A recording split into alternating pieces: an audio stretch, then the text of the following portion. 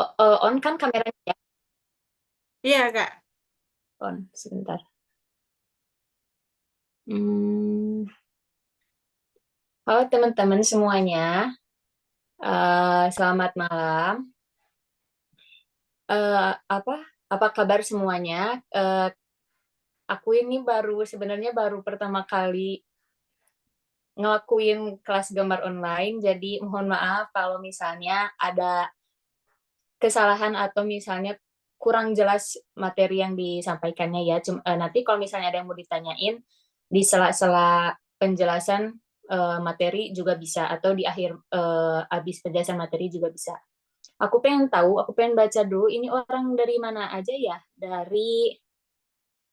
Ada yang dari Jakarta, ada yang dari Surabaya, Salatiga, Riau, Jambi, Jakarta, Tangsel, Bandung, Pekanbaru, Cikarang, banyak juga ya. Jogja, Sulawesi Selatan, banyak, Masya Allah, banyak banget. Alhamdulillah, semoga kalian semua, teman-teman, bisa dapat pelajaran di kelas kali ini ya. Sebelum kita mulai pelajaran materi kelas gambar kali ini, aku pengen ajak teman-teman dulu semuanya untuk tidak lupa mengingat saudara kita yang sedang apa namanya, yang sedang mengalami genosida di Palestina sana, untuk kita semua bisa mendoakan mereka. Aku doa dulu ya, izin doa dulu ya, sebentar. Bismillahirrahmanirrahim. Ya Allah, selamatkanlah kaum muslimin yang tertindas dimanapun mereka berada. Selamatkanlah kaum muslimin yang tertindas di Palestina dan Gaza. Ya Allah, jagalah Masjidil Aqsa dari para Zionis dan kekejaman para penjajah. Wahai Zat yang maha mulia lagi, maha penyayang, wahai Zat yang maha kuat lagi, maha perkasa, tunjukkanlah pada kami keajaiban kekuasaan-Mu atas musuh-musuh agama. Sesungguhnya Engkau tak akan menyalahi janjimu, dan tentara-tentaramu takkan terkalahkan. Ya Allah, wahai Zat yang menurunkan kitab, wahai Zat yang menewaskan bala tentara Al-Ahzab, wahai Zat yang menggerakkan awan, kalahkanlah musuh-musuh agama, tolonglah kaum muslimin dari kekejaman mereka dengan kemurahan-Mu dan kemuliaan-Mu. Amin ya rabbal alamin. Bismillahirrahmanirrahim. Um, kita mulai aja pembahasan kelas gambar kali ini ya. Aku izin share screen sebentar.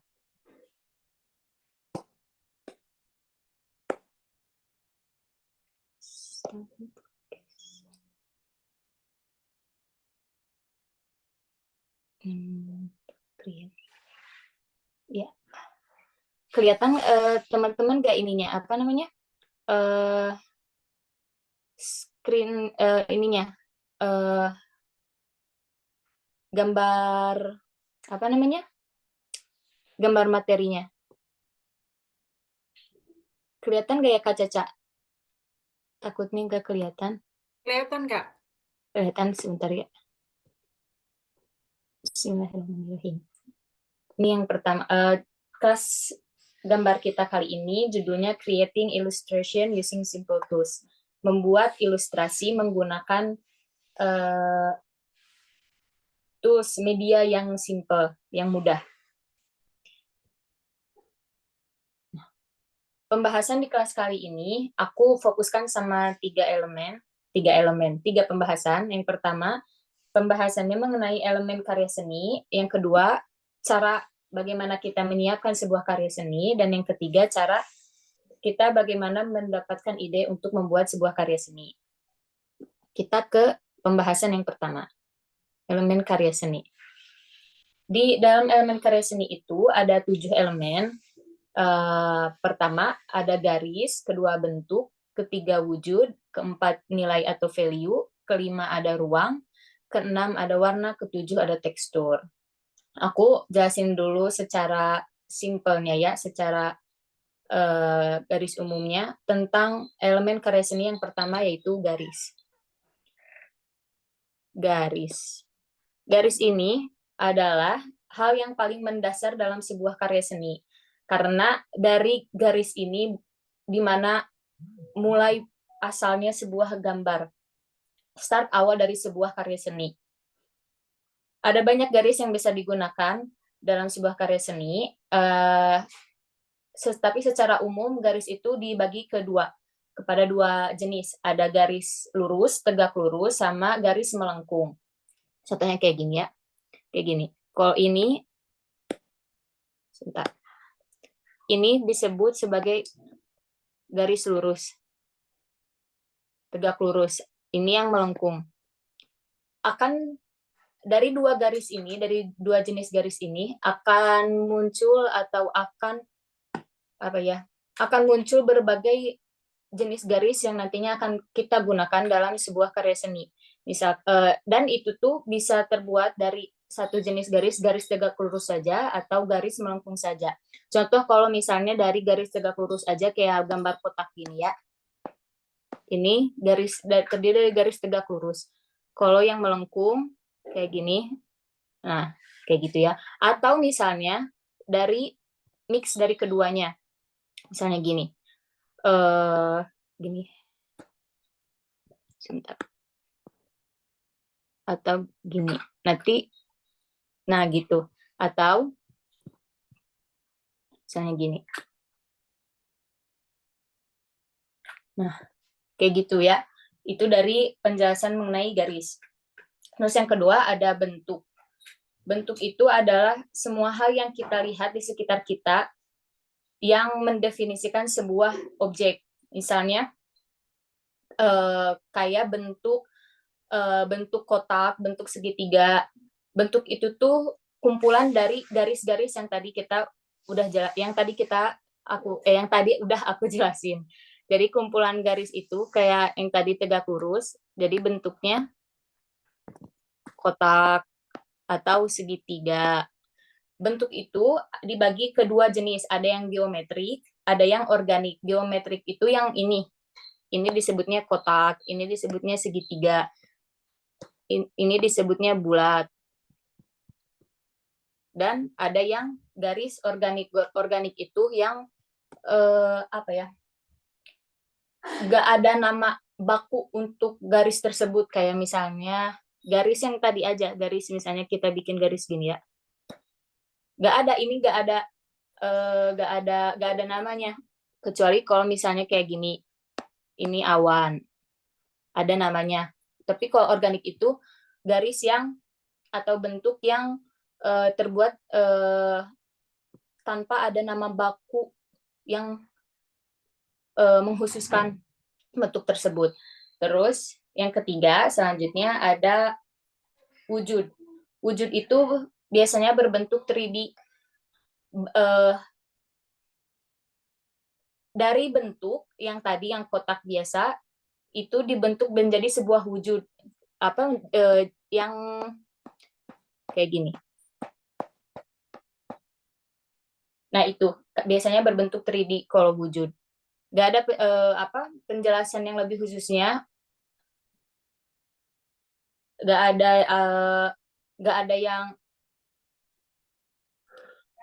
ada penjelasan yang lebih khusus mengenai wujud. Cuman wujud itu adalah bentuk utuh dari bentuk yang tadi. Bentuk biasanya dua dimensi. Kalau wujud itu biasanya 3 dimensi. Nah terus keempat ada nilai. Nilai itu atau value itu adalah tingkat kecerahan atau kegelapan suatu warna dalam sebuah gambar yang dipengaruhi oleh cahaya. Jadi nilai itu tuh sebenarnya merujuk kepada warna, tapi warnanya tuh dari tingkat kecerahan atau dari tingkat kegelapannya. Kayak misalnya contoh warnanya ini ya. Warna kuning. Aduh, salah sebentar. Warna ini deh, warna hijau. Ini warna gelapnya. Dan ini warna cerahnya. Ini disebutnya sebagai nilai atau value dalam sebuah karya seni. Terus yang selanjutnya adalah ruang. Ruang itu atau space sama sebenarnya pengertiannya kayak wujud. Cuman kalau ruang itu ada bentuk 4 dimensinya. Tapi karena aku nggak expert dalam apa namanya, dalam pembuatan karya seni yang bersifat 4 dimensi ataupun 3 dimensi. Jadi aku buat simple, definisinya tuh adalah sesuatu bentuk atau ruang yang bentuknya 4 dimensi atau 3 dimensi. Terus yang keenam ada warna. Warna itu adalah elemen yang paling ekspresif dalam sebuah gambar. Karena apa? Karena gambar itu akan terlihat hidup ketika kita kasih warna. Kadang kita tuh kalau misalnya lagi ngegambar awalnya rough sketch-nya atau apa namanya, sketsa awalnya, kita tuh suka gak kebayang ini tuh gambar tuh mau jadi apa, karena kan bentuknya masih garis-garis ya, masih kurang hidup dan kurang bermakna. Dan gambar itu atau sebuah karya seni itu hidup dan memiliki makna biasanya setelah kita tambahkan warna di dalamnya. Warna itu ada penjelasan untuk warna. Sebenarnya aku gak terlalu paham karena aku bukan lulusan di KAVI. Cuman yang aku pahami sejauh ini, warna itu tuh dibagi ke 3 jenis. Ada warna itu sendiri, misalnya kayak kuning itu warna kuning itu sendiri.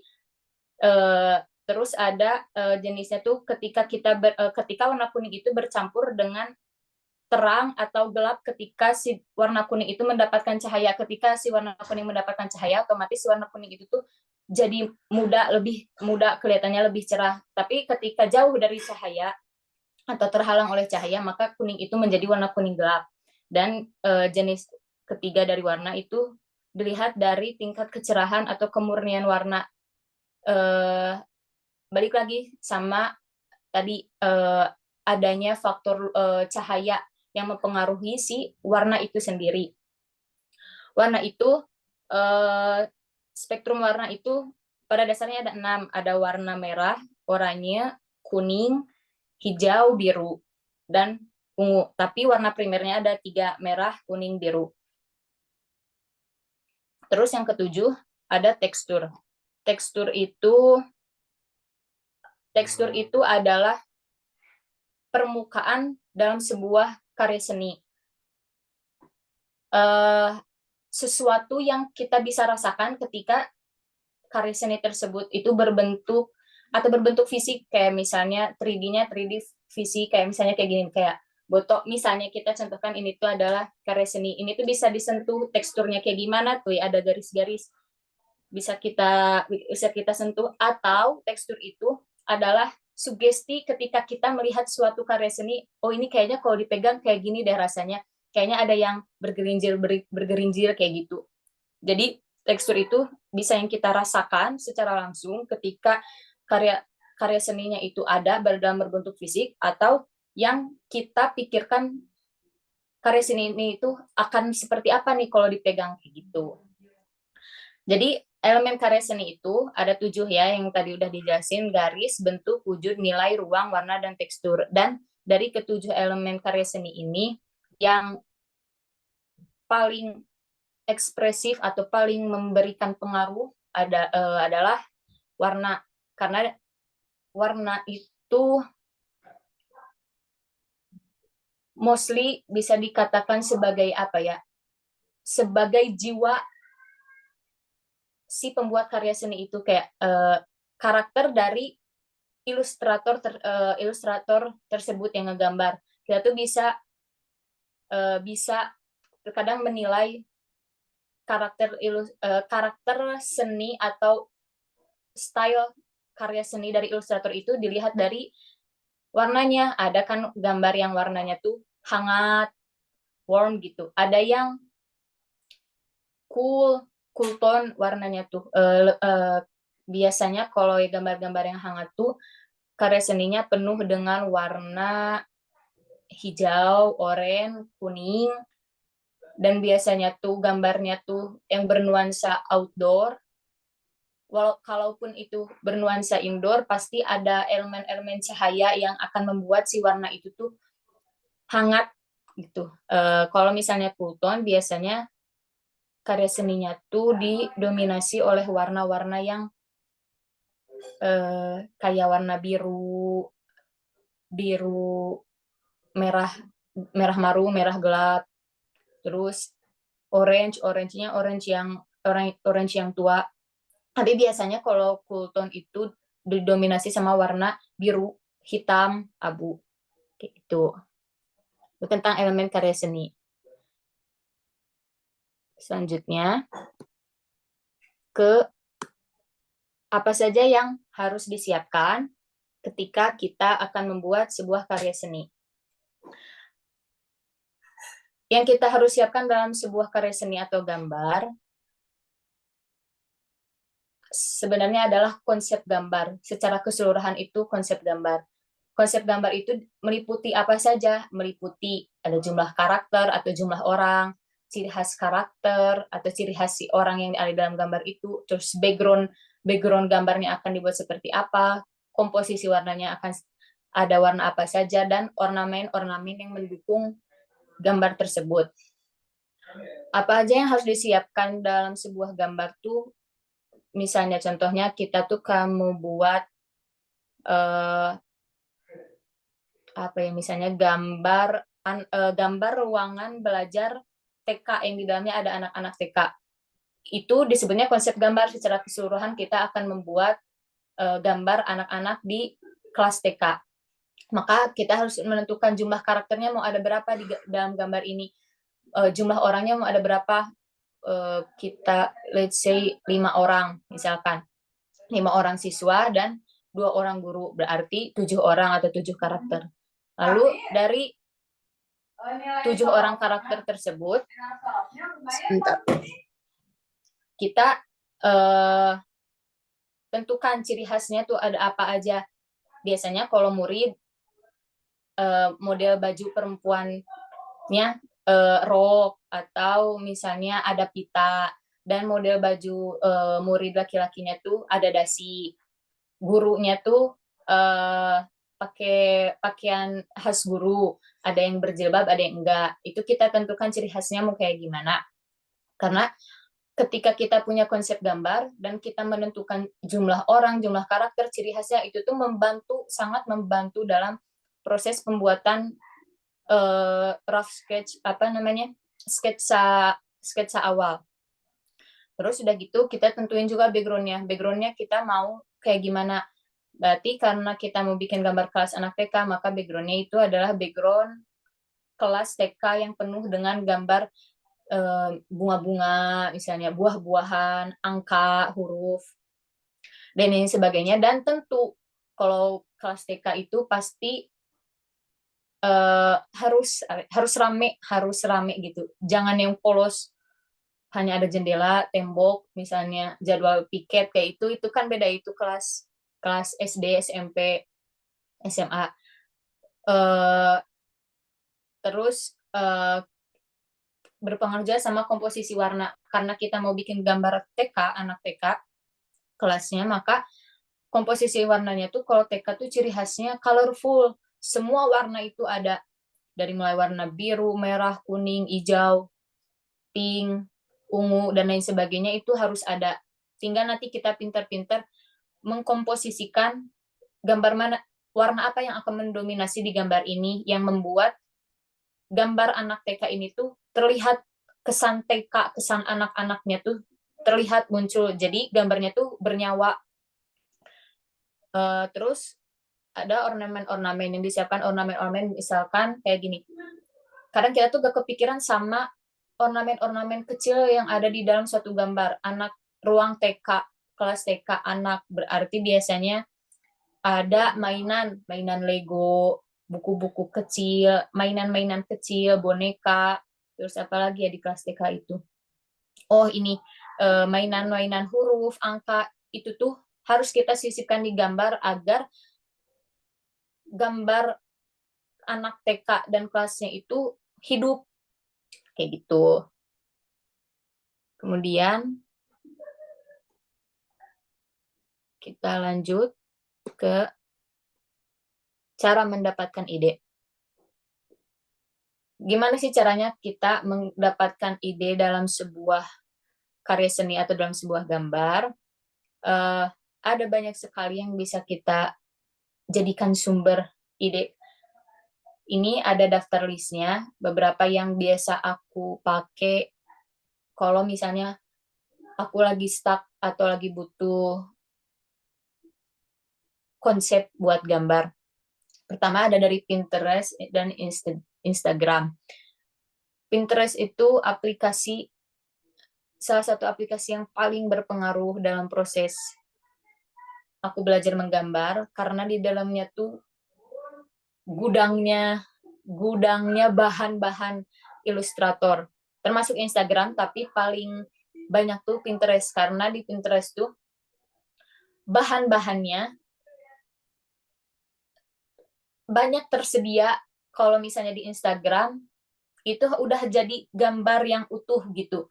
Kita tuh lihatnya tuh udah jadi hasilnya. Kalau di Pinterest ada yang hasilnya, ada yang gambar mentahannya, kayak misalnya gini, gambar bentuk muka, dan gambar bentuk muka kartun, atau misalnya gambar 3D dari berbagai bentuk, gambar pose tangan, pose badan, angle wajah, itu tuh semuanya ada lengkap di Pinterest, dan itu tuh bisa dijadikan acuan untuk kita mendapatkan ide dalam menggambar.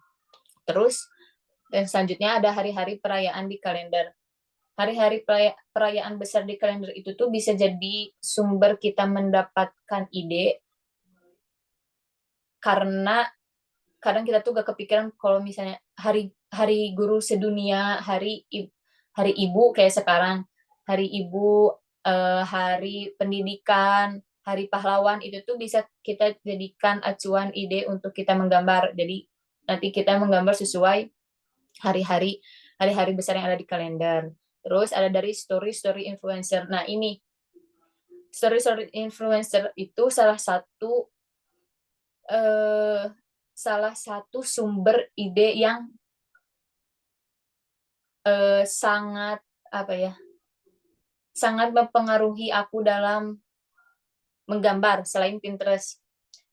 Story influencer itu walaupun melihatnya tuh kayak seperti keseharian keseharian misalnya seorang ibu yang influencer dengan anaknya, atau seorang influencer yang bergelut di bidang make up-nya, ataupun misalnya di bidang dekorasi rumahnya, itu tuh sebenarnya pergerakan mereka, misalnya kayak lagi megang brush make up, atau misalnya lagi pose buat feed di Instagramnya, itu tuh bisa dijadikan ide buat kita ngegambar. Makanya aku tuh sering nge-capture atau nge-screenshot pose-pose story-nya influencer yang sekiranya tuh ini menarik untuk dijadikan sebuah gambar, konsep gambar. Terus selanjutnya ada keadaan sekitar. Keadaan sekitar tuh kayak misalkan kita tuh lagi duduk di kafe, atau misalnya di tempat makan, kayak apa di pecel ayam, atau misalnya kita lagi jajan telur gulung atau apa, kita tuh lihat orang-orang di sekitar kita, itu tuh sebenarnya banyak hal yang bisa dijadikan kita sebagai ide menggambar. Misalnya orang yang lagi apa namanya ngasih uang bayar di kasir, itu tuh sebenarnya bisa dijadiin gambar. Kalau kitanya tuh peka dan jeli melihat suatu peristiwa yang ada di keadaan sekitar kita, atau misalnya pengamen, atau misalnya apalagi ya, orang yang lagi sekedar jalan berangkat kerja, itu tuh bisa dijadiin apa namanya ide menggambar. Terus yang selanjutnya galeri foto. Bahkan di galeri foto HP kita aja juga itu tuh bisa dijadiin inspirasi gambar. Kadang kita tuh cari cari dari luar, padahal di galeri foto HP kita sendiri aja juga banyak banget hal yang bisa dijadikan ide menggambar. Misalnya hanya sekedar foto, kayak kita kalau misalnya suka pap ya ke teman atau siapa, pap suatu tempat, foto tersebut itu bisa dijadikan bahan atau ide kita buat ngegambar. Biasanya kita berarti cara membuat background, karena kan foto-foto pub biasanya foto-foto tempat ya, foto-foto bangunan nih kayak gitu. Terus alam, alam kalau kita misalnya kita lagi pergi ke kebun, taman, gunung, bukit dan sebagainya, itu tuh bisa dijadikan ide menggambar. Terus karya orang lain juga yang kita temukan, eh, itu tuh sebenarnya bisa dijadiin ide menggambar. Kalau misalnya untuk sekedar latihan yang kita tuh tidak mengambil untung dari gambar atau dari karya orang lain tersebut, sebenarnya bisa aja kita gambar ulang, kita coba latihan menduplikat karya mereka, tapi itu hanya untuk sekedar latihan. Kalau misalnya kitanya mau berpikir atau berimajinasi lebih keras, bahkan dari karya orang lain tersebut bisa kita kembangkan lagi menjadi karya baru, yang padahal kita tuh inspirasinya dari karya orang lain tapi kita buat jadi karya yang baru. Misalkan di sebuah karya orang lain tuh gambarnya tuh ada menunjukkan suatu jalanan, berarti kan di jalanan itu pasti bakal ada orang-orang yang di gambarnya itu ada orang-orang yang melakukan ya kegiatannya masing-masing. Misalkan di dalamnya itu ada gambar orang yang lagi buang sampah ke tempat sampah. Walaupun di karya orang lain gambar itu tuh kecil porsinya tuh, misalnya ada di pojok. Tapi kita tuh bisa kembangin di karya kita yang baru, kita bikin gambar juga orang yang lagi buang sampah, tapi kita ubah gambar itu tuh misalnya jadi poster untuk kita buat bikin tulisan poster buanglah sampah pada tempatnya, itu bisa kita terinspirasi dari karya orang lain. Terus dari pejabat pemerintah, pejabat pemerintah, politikus yang suka kita temukan di berita, di TV, kayak menteri-menteri, Dewan Perwakilan Rakyat, itu tuh bisa kita jadikan ide buat menggambar. Misalkan kita ambil salah satu contoh, Bapak Sandiaga Uno, pasti semua orang tahu Pak Sandiaga Uno. Kita lihat profil Instagramnya dan kita lihat di feed-nya apa program yang sedang beliau jalankan, dan pasti kan selalu ada dokumentasinya. Kita lihat mana foto-foto atau dokumentasi tersebut yang menarik perhatian kita, yang sekiranya ini kayaknya bagus, menarik untuk dijadikan gambar. Bisa kita capture lalu kita ubah jadi gambar yang menarik. Itu. Terus dari film misalnya kita lagi nonton film menemukan scene yang menarik yang membuat kita ini kayaknya lucu buat dijadiin gambar atau dikembangkan menjadi gambar, maka film bisa menjadi inspirasi. Terus musik juga bisa dijadikan inspirasi, bisa dari musik videonya atau bahkan dari liriknya. Kalau dari liriknya tuh kita bisa membuat gambar dari hanya sekedar lirik, misalkan lagu lagu siapa ya, lagu Tulus, lagunya Raisa, lagunya Kunto Aji, itu biasanya lirik-liriknya bagus dan kita tuangkan menjadi sebuah gambar. Jadi kita tuh mengimajinasikan lirik atau membuat gambar dari lirik tersebut, dari musik tersebut. Terus yang selanjutnya ada outfit. Dari outfit pun kita bisa mendapatkan ide gambar. Misalkan untuk latihan setiap hari menggambar, kita latihan menggambar dari pakaian yang kita pakai setiap harinya. Bisa dilihat langsung aja, atau misalnya kita foto OOTD dulu, terus diaplikasiin ke gambar, itu bisa. Terus rumah bangunan, kalau kitanya lebih interest atau lebih suka menggambar bangunan, kita bisa foto-foto rumah, bangunan-bangunan, atau misalnya cari di Pinterest atau Instagram atau Google bangunan-bangunan yang sekiranya menarik untuk kita gambar. Terus kenangan pun bisa kita ubah jadi gambar, bisa menjadi inspirasi ide gambar. Misalkan kita tuh dulu waktu kecil punya kenangan, misalnya jalan-jalan sama kakek, beli baju misalkan. Karena nggak ada fotonya, itu hanya sebuah ingatan, hanya sebuah memori di dalam otak kita. suka kita ubah menjadi gambar, kita gambar diri kita waktu kecil, kakek kita, toko bajunya. Jadi sebenarnya untuk mendapatkan ide gambar banyak banget sumbernya. Oh iya, selain itu ide gambar juga bisa dari makanan. Kalau misalnya kita lebih interest sama gambar makanan, maka kita tuh harus apa yang namanya latihan banyak menggambar dari makanan, bisa makanan yang kita makan sehari-hari ataupun dari gambar-gambar makanan yang kita dapatkan di internet. Selain itu apalagi ya ide gambar? Kendaraan. Kalau kita suka dengan kendaraan, kita juga bisa menjadikan kendaraan sebagai inspirasi gambar kayak gitu. Nah, ini kunci dari bagaimana terkhusus aku untuk membuat sebuah gambar, sebuah ide gambar, atau bahkan mendapatkan karakter style gambar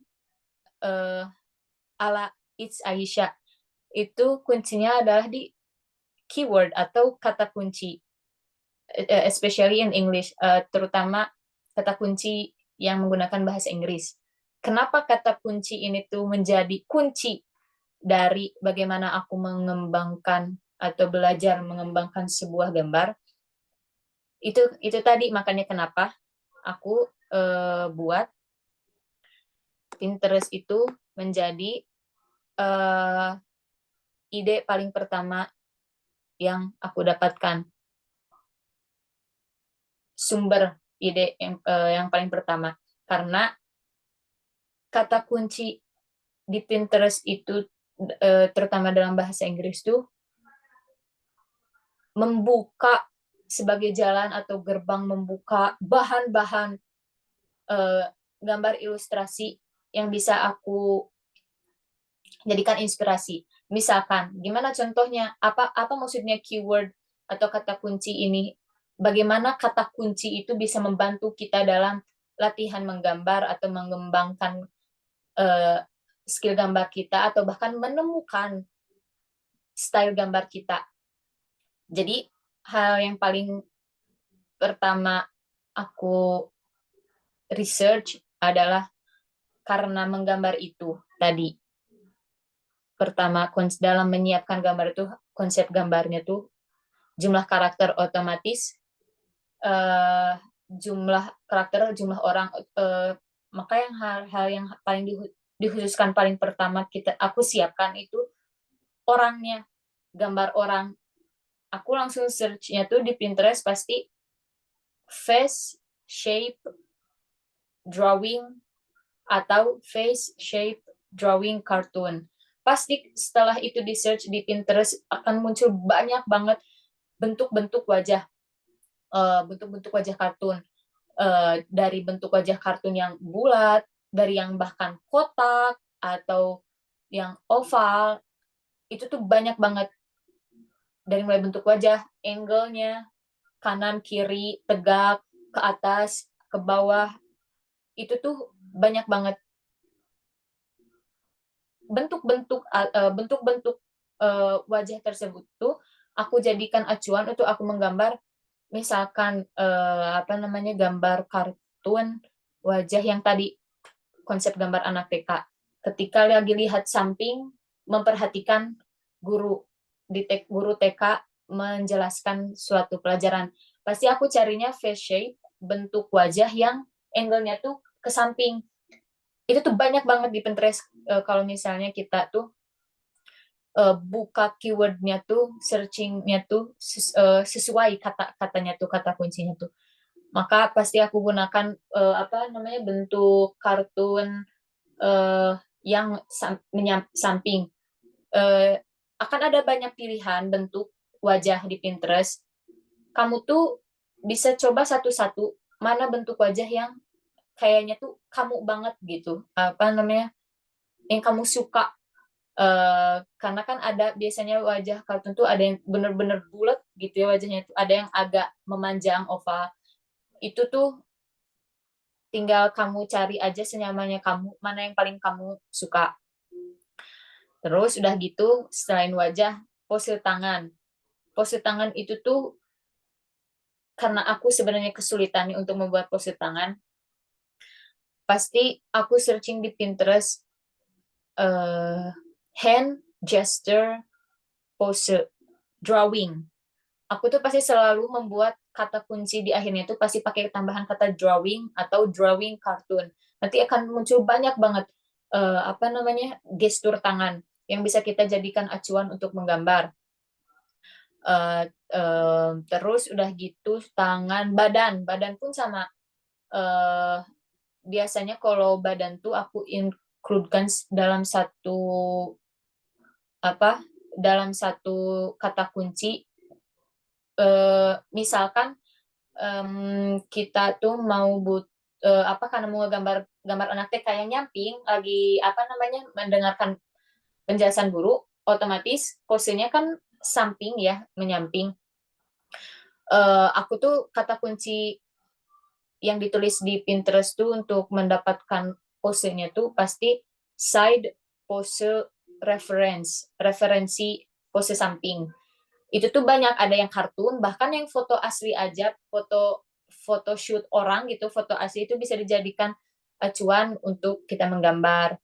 Terus udah gitu, udah dari badannya, oh itunya seragamnya, seragam TK-nya. Kita bisa lihat juga, bisa searching selain di Pinterest, di Instagram, di Google, seragam-seragam anak TK itu kayak gimana. Nanti bisa kita kombinasikan sesuai kemauan kita, sesuai eh, nyamannya kita, sukanya kayak gimana nih model bajunya. Terus udah gitu background anak TK. Background anak TK tuh bisa aku searching menggunakan kata kunci di Pinterest, berarti eh, kindergarten class. Nanti akan muncul foto-foto kelas TK, anak TK, dan itu bisa kita jadikan acuan untuk membuat sebuah background kelas TK. Itu bisa kita pilih beberapa foto backgroundnya, kelasnya, dan nanti kita uh, pilih misalnya di foto ini, foto A, kita mau ambil karpet nih karena ini karpetnya bagus atau menarik. Nanti di foto B kita ambil jendelanya aja kayak gimana. Foto C apa papan tulisnya. Itu tuh bisa beberapa foto yang bisa dijadikan kita acuan. Jadi sebenarnya kalau misalnya kita stuck gambar apa ya kita, atau misalnya uh, stuck dalam pembuatan pose gambar, ini gimana ya bikin posenya, kita tuh bisa mendapatkan inspirasi itu banyak di Pinterest asal kita tahu keywordnya, kata kuncinya, kata kunci apa searching di search engine Pinterestnya. Yang selalu aku lakukan itu pasti kalau di kata kuncinya tuh diakhiri oleh kata drawing atau drawing cartoon atau reference, kayak misalnya hand gesture reference, hand gesture cartoon drawing, face shapes cartoon drawing, atau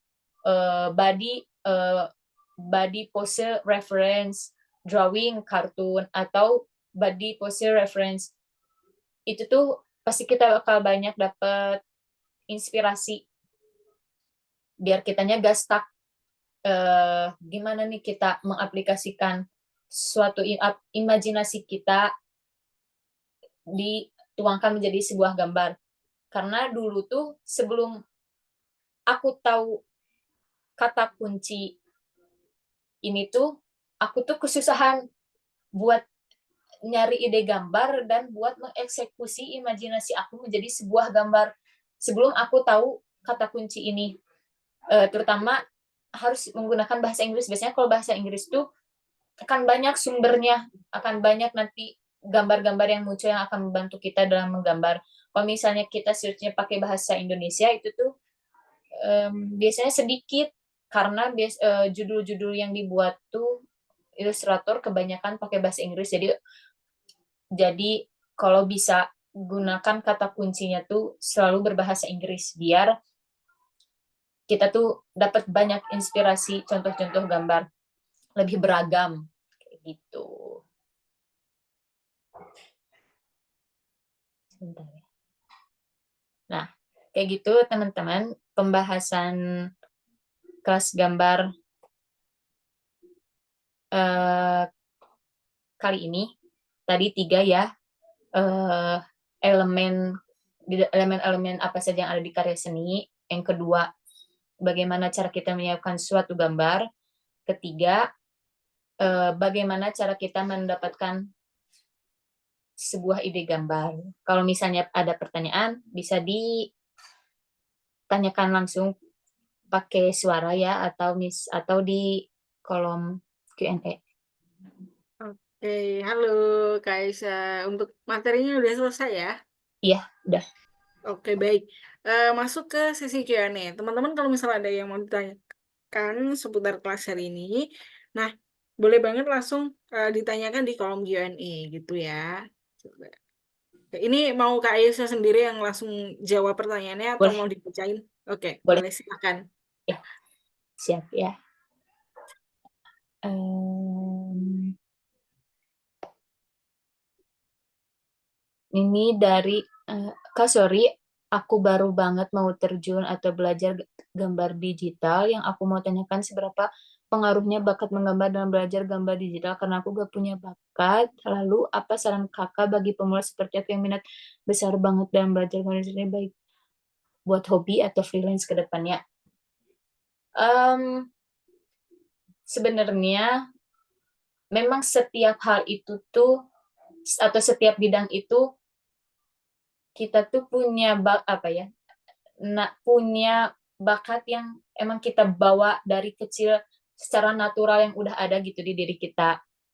Tapi walaupun misalnya kita da- biasanya yang darah seninya tuh kental di keluarganya, biasanya ya anaknya gitu, keturunan-keturunannya tuh ada yang jiwa menggambarnya tuh otomatis keluar dan terasah tanpa terlalu struggle gitu, tanpa terlalu terpayah-payah. Itu tuh ada itu, dan itu pun alhamdulillah kalau misalnya apa namanya tuh, kita tuh tahu bakat bakat kita di mana dan kita bisa mengembangkannya. Cuman kalau misalnya eh, bakat menggambar kita dalam gambar digital tuh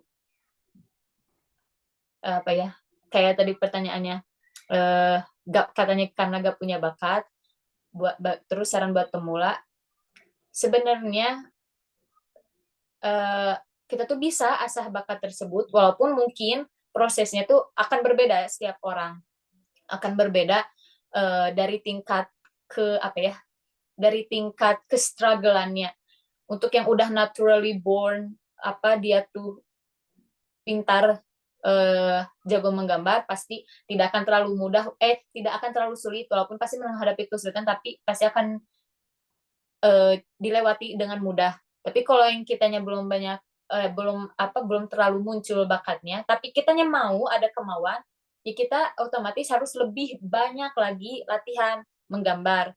Kalau misalnya kita pengen menggambarnya digital, berarti kita langsung aja latihannya di media digital, pakai HP, atau misalnya kalau udah punya tab, pakai tabnya.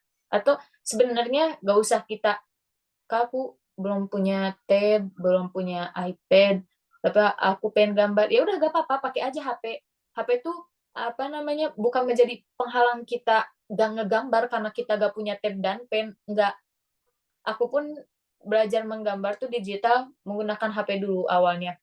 Dan itu tuh menggunakan jari ya, bukan menggunakan apa, pen. Setahun pertama aku menggambar digital tuh udah pasti garis-garisnya tuh apa namanya, bergerigi gitu, karena belum bisa bikin gambar yang smooth dengan apa ya, dengan mudah. Jadi harus benar-benar latihannya tuh ya bertahun-tahun gitu. Tapi nggak apa-apa, karena kitanya suka, karena kitanya mau dan pengen pandai, terus aja latihan. Gambar digital tuh um, biasanya kalau aku pribadi pakai sketchbook, tapi banyak juga aplikasinya, ada Ibis Paint, kalau nggak salah Medibank, Clip Studio Paint. Jadi mulai aja menggambar, latihan menggambarnya tuh nggak usah nggak usah langsung kayak, "Oh, imajinasi aku gini gini, terus aku mau gambar," pasti bakal kesusahan, kitanya tuh bakal bingung, "Ini gimana ya gambarnya?" Cara yang paling gampang itu adalah dengan kayak anak TK aja, gimana ngegambar anak TK, waktu apa, di TK udah ada polanya kan, udah ada garis-garisnya. Nah, kita tuh cari gambar-gambar yang garisnya aja itu di internet kan pasti banyak, dan kita ikuti alur-alur garisnya. Jadi kita ulang, terus ulang, biar kitanya dapat feel ketika ngegambar digital pakai tangan ataupun pakai pen kalau misalnya ada yang udah punya tab.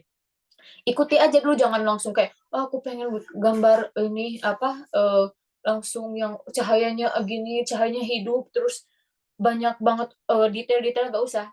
Belajar dulu aja dari misalnya kayak bikin tanaman, bikin bunga, bikin apa lagi ya, yang mudah, makanan, bentuk makanan yang mudah kayak es krim, kue, cake gitu.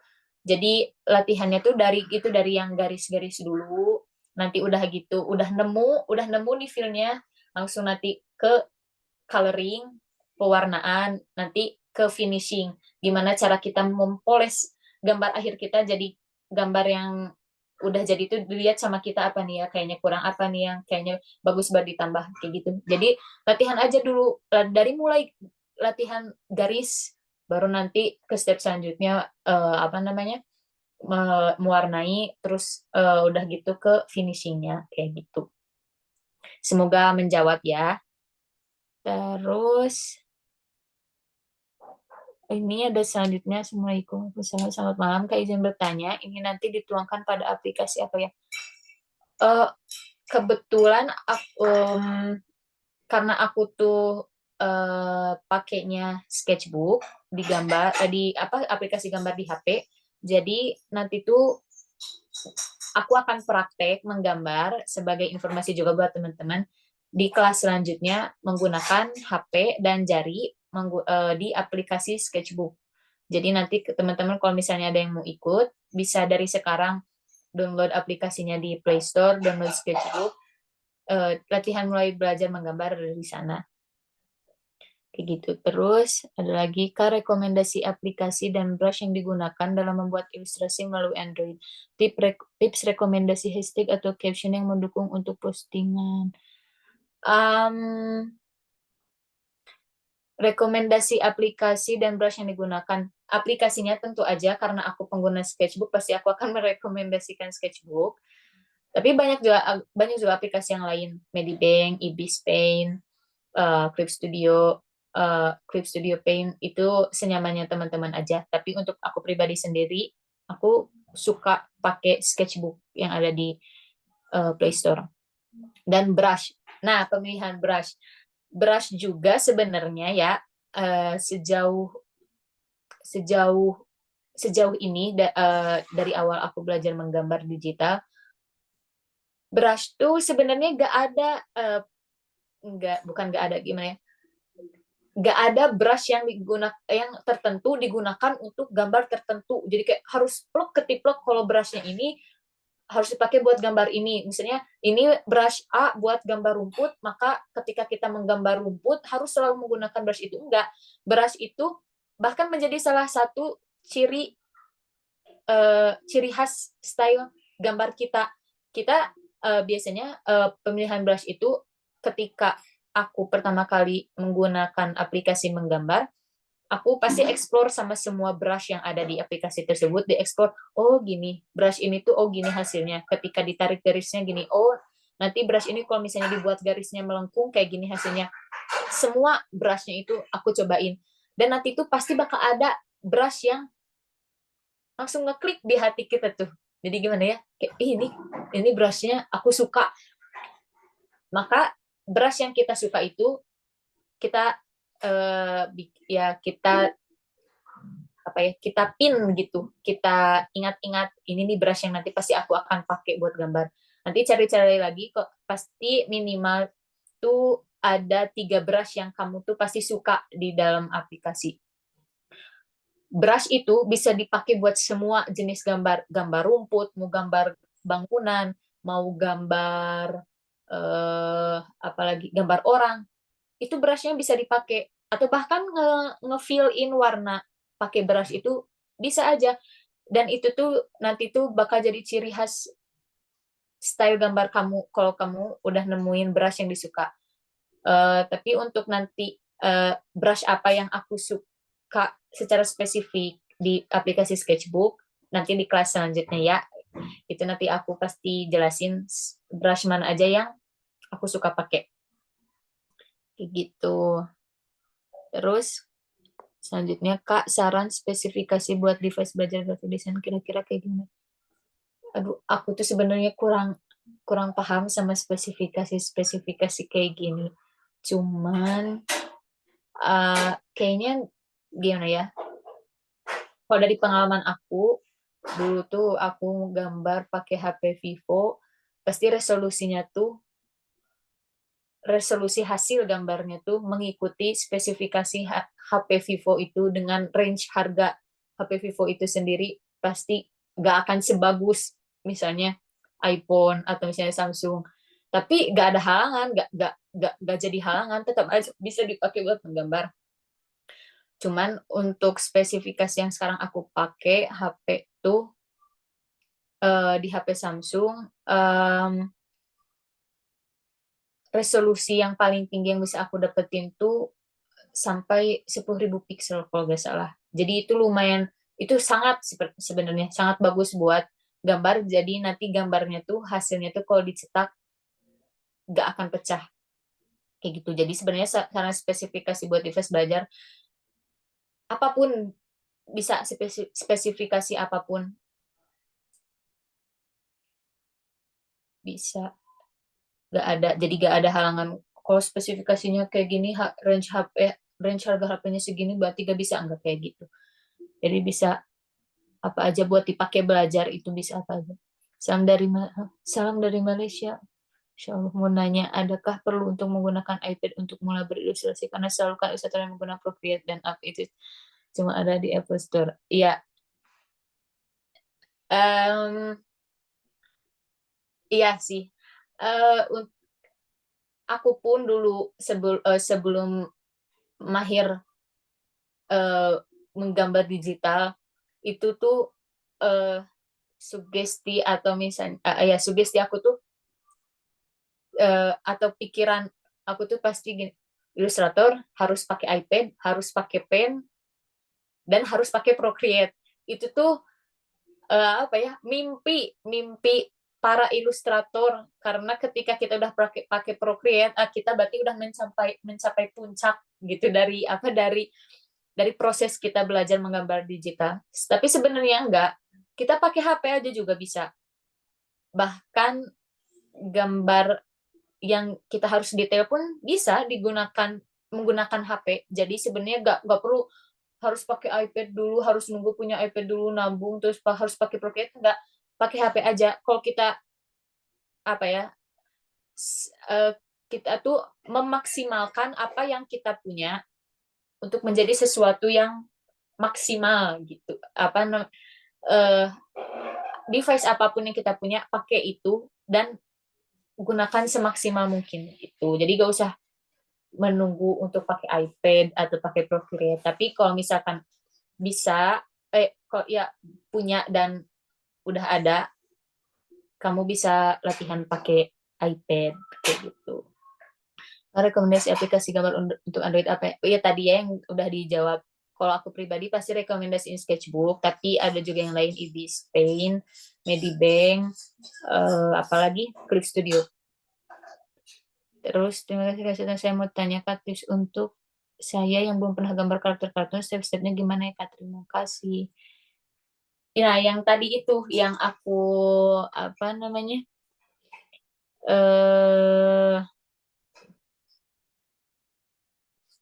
Aku jelasin di bagian pembahasan bagaimana cara kita menyiapkan sebuah gambar atau karya seni. Yang kita siapin dulu konsep gambarnya. Sebentar ya. Konsep gambarnya itu kita jumlahin dulu, kita kita tentukan dulu jumlah karakter atau jumlah orang yang mau ada di gambar, yang mau ada di dalam gambar kita. Terus ciri khas gambar orang di dalam gambar kita tuh mau kayak gimana, misalkan perempuan pakai perempuan rambutnya warna coklat, pakai bandeau pink, pakai baju dress pink, misalnya kayak gitu. Terus udah gitu, kita tentukan backgroundnya mau kayak gimana. Terus udah gitu, kita tentukan komposisi warnanya mau kayak gimana. Warna apa aja nih yang mau kita masukkan di dalam gambar kita. Terus udah gitu, kita siapkan juga ornamen-ornamen yang membantu gambar kita agar gambar kita tuh hidup. Kayak misalnya ditambahin gambar-gambar burung, gambar-gambar apalagi ya, bunga-bunga kecil kayak gitu. Ornamen-ornamen yang membantu. Dan stepnya itu apa bisa kita dapatkan di ide pembahasan mengenai bagaimana kita mendapatkan ide gambar. Ini tadi yang aku udah sebutin banyak, dari Pinterest, dari foto, dari alam, bangunan, rumah, dan lain sebagainya. Tapi kebanyakan sumber ide gambar kartun tuh ada di Pinterest. Jadi nanti gunain aja kata kunci berbahasa Inggris di Pinterest. Kayak gitu. Oke, guys, aku mau mengingatkan lagi karena keterbatasan waktu mungkin Oh bisa iya, pilih lagi satu pertanyaan ya. Namun sebelum itu aku mau menginformasikan sesuatu ya kepada teman-teman. Jadi karena ini aku lihat banyak sekali bakal ada pertanyaan yang ke-skip di sesi hari ini. Aku mohon maaf sekali ya teman-teman. Nah untuk itu kita nanti di tanggal 17 Januari ya Kak akan ada kelas lagi bareng Kak Ayesa. Nah kurang lebih nanti di tanggal kelas 17 Januari nanti bakal bahas tentang apa nih, Kak? oh iya, nanti itu tanggal 17, insya Allah, aku tuh bakal praktek menggambar langsung. Jadi kalian bisa lihat bagaimana aku menggambar menggunakan HP, dan aplikasinya tuh khusus sketchbook. Jadi kalau teman-teman pengen lihat aku gimana ngegambar, ngekonsep gambar, menggunakan brush apa, dan bagaimana mengkomposisikan warna-warnanya, kalian bisa ikut kelas nanti di tanggal 17 khusus menggunakan sketchbook. Oke, baik. Jadi teman-teman yang mau belajar juga, nggak cuma secara teori aja, nanti bisa praktek bareng Kak Aisyah, nanti bisa join di tanggal 17 Januari. Nah, untuk link pendaftarannya aku share di kolom chat sama di WhatsApp group gitu ya. Jangan lupa ikutan di next class-nya Kak Aisyah. Nah, nanti bagi teman-teman yang mungkin berhalangan hadir ya di eh, tanggal berapa? Tanggal 17 gitu ya. Itu akan tetap dapat reportnya sama nanti bakal ada mentoring juga sama Kak Aisyah gitu. Jadi di situ mungkin bisa teman-teman bisa sharing-sharing Kak bareng Kak Aisyah kayak gitu. Oke Kak Aisyah bisa dilanjutkan lagi satu pertanyaan lagi. Ya, siap. Ini aku lagi lihat di chatnya ya. Um, Satu lagi. Ini dah ini dia berarti. Kamu nanya gimana caranya kakak memilih warna biar gambarnya terlihat hidup. Eh, Cara aku memilih warna tuh biasanya lihat dulu dari konsep gambarnya. Aku mau gambar seperti apa. Kayak misalnya tadi contoh aku waktu ngejelasin gambar anak TK, pasti otomatis warna-warna yang dipakainya itu pasti warna-warna yang colorful dan warna-warna yang lengkap semuanya ada di dalam gambar. Tapi eh, untuk aku pribadi, sepengalaman aku, biar gambarnya tuh terlihat lebih hidup, pastikan ketika kita menggambar tuh tidak hanya terdiri dari hanya warna itu sendiri yang tadi aku jelaskan di karya elemen karya seni yang tentang warna.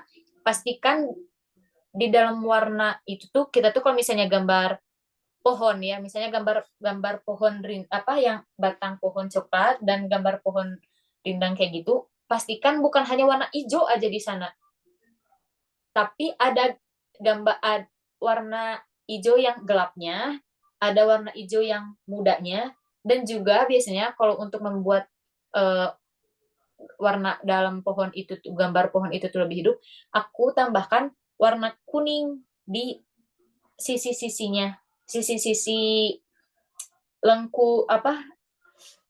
garis lengkung gambar pohon warna kuning, dan di garis ujung pohon lengkungannya tuh aku tambahkan warna putih. Jadi nanti tuh pohonnya tuh warnanya tuh lebih hidup. Gak hanya satu warna udah jadi fill in aja warna hijau, enggak, tapi pasti ada warna hijau gelapnya, hijau terangnya, tambah warna kuning biasanya kalau aku, dan tambah warna putih di ujung-ujungnya untuk menambahkan kesan hidup kayak gitu. Ini hanya satu pertanyaan aja ya Kak yang dijawabnya. Iya, betul Kak, Iya. karena keterbatasan waktu ya. Oke. Iya. Seru banget ya sesi sharing malam hari ini. Nanti bagi teman-teman yang mungkin masih pengen berlanjut sharing-sharing bareng Kak Ayusa, bisa join di tanggal 17, ataupun jangan lupa follow Instagramnya. Bagi yang belum follow, jangan lupa di follow. It's Ayusa tulisannya ya. Mm-mm. Iya. Kayak yang di poster kayak gitu. Nanti jangan lupa di follow, barangkali nanti teman-teman juga dapat referensi karya dari Kak Ayusa di situ ya. Nah, ini terakhir nih Kak, buat teman-teman yang udah join di sini gitu ya. Mungkin bisa disampaikan nih pesan-pesan buat teman-teman yang udah join di kelas hari ini. Iya. Buat teman-teman semua, makasih banyak udah mau join kelas gambar kali ini. Maaf kalau misalnya suara aku tuh agak gemeter karena karena baru pertama kali ngadain kelas gambar, dan mudah-mudahan keterbatasan aku dalam menjelaskan materi bisa teman-teman tangkap dengan baik ya, maksudnya jadi ya ngerti gitu. Dan kalau yang mau ikut gimana nanti aku ngegambar secara live pakai HP dan tentunya pakai jari, nanti bisa ikut kelas di tanggal 17 Januari. Buat pendaftaran dan info dan lain sebagainya bisa follow akun Mezing. Nanti di sana pasti bakal dikasih informasinya. Jadi mudah-mudahan uh, materi kali ini berguna buat teman-teman, dan buat teman-teman yang mau menggambar tapi masih merasa ada keterbatasan dalam tools atau device-nya, jangan berkecil hati karena kita bisa menggambar menggunakan HP, memaksimalkan device apapun yang kita punya. Jadi semangat menggambar teman-teman. Oke, terima kasih Kak Isa buat pesan-pesannya dan juga materi kelas hari ini. Oke, dan last juga buat aku ke teman-teman yang udah join di hari ini. Terima kasih banyak karena udah meluangkan waktu buat join di Messing Academy spesial kelasnya Kak Aisyah. Dan aku juga makasih banyak buat Kak Aisyah yang udah meluangkan waktu juga untuk sharing-sharing di sesi kelas hari ini. Seperti yang tadi dibilang sama Kak Aisyah, jangan berkecil hati, jangan minder kalaupun teman-teman yang mungkin belum punya tools digital atau apa. Bahkan Kak Aisyah sendiri memulainya pakai HP ya, teman-teman gitu. Jadi nggak ada kata buat nggak berkarya gitu ya. Tetap semangat aja gitu ya, teman-teman. Oke, dari aku itu aja. Jangan lupa ikutan kelasnya Kak Aisyah di tanggal 17 Januari nanti. Oke, dari aku itu aja. See you. Ya, Bye-bye. terima kasih teman-teman.